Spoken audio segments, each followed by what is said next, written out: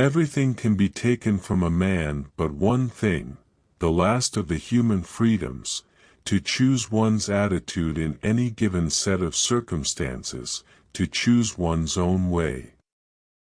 When we are no longer able to change a situation, we are challenged to change ourselves.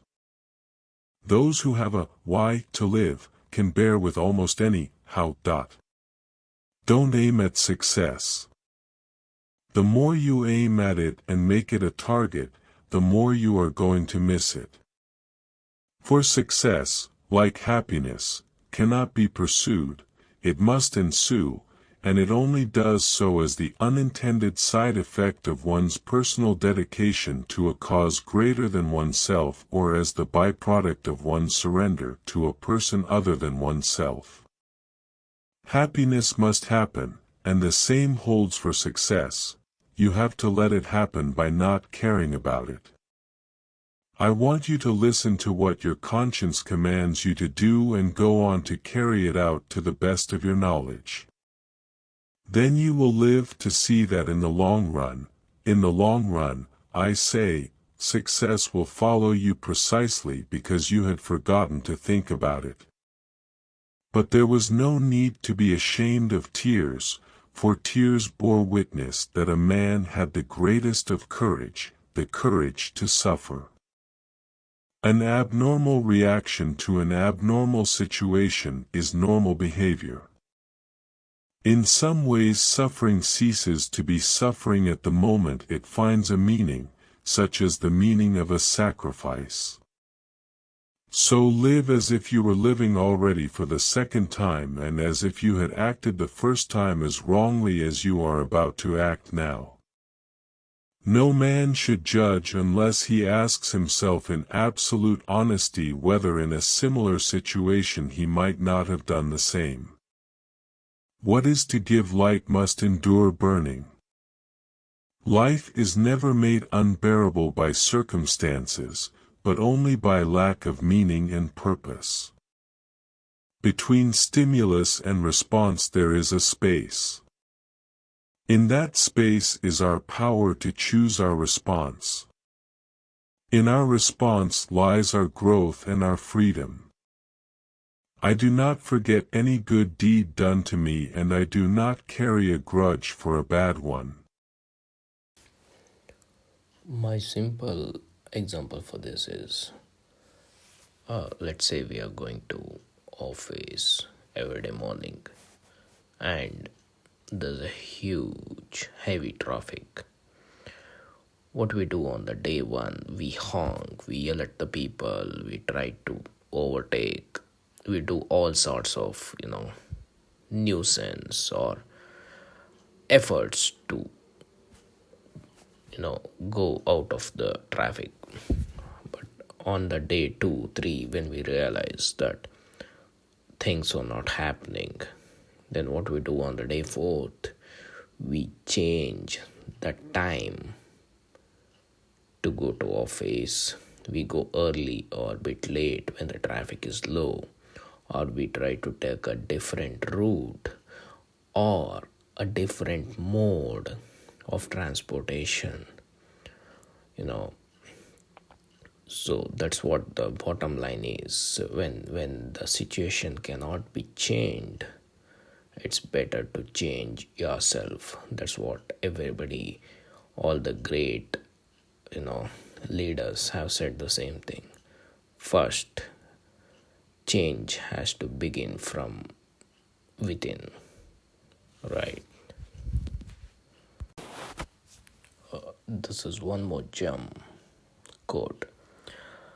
So basically what it tells is, do not aim at success.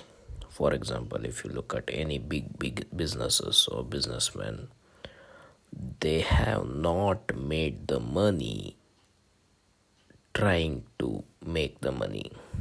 You're getting my point. Their goal was not to make the money.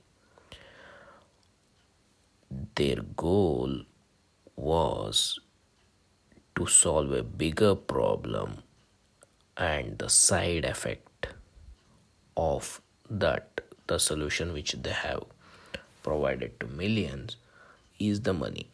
If they had run behind the money, they wouldn't have got it. So basically, you need to understand what is that you are looking for, okay? And you also need to understand what is the process that is going to produce that byproduct. Okay, if you want money, if you run behind money, as I said, you won't get it. But money is in one way, money is a byproduct of solving a bigger problem. Byproduct is money, right? Or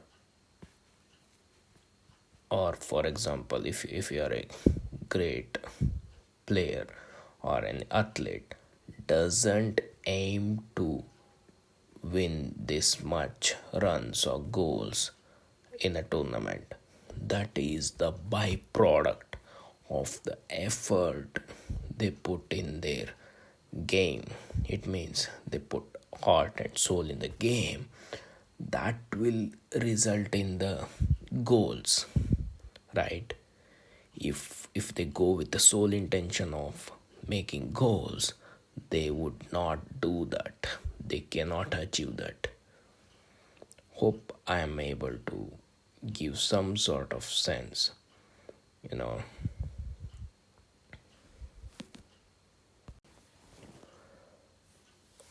One example I would like to give here is, for example, let's say when a mom and dad sends their son or daughter to army, you know, it's a kind of suffering, you know.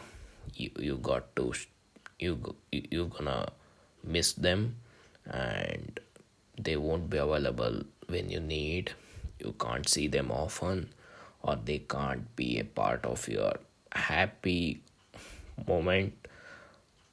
It's basically like kind of suffering, you know, for the parents to stay away from their children, you know, who are in army, and they can encounter enemies anytime, right? So but when you know, the parents start thinking this as a